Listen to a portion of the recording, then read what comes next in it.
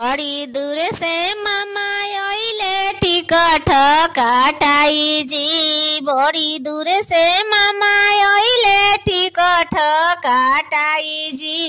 काकाले अहिले मामा मिली घोटाई जी। काकाले अहिले मामा मिली घोटाई जी।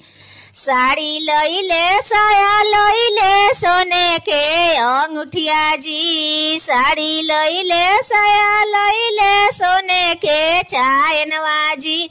सोने के लोटा लैले मिली घोटावे जी। सोने के लोटा लैले मिली घोटावे जी।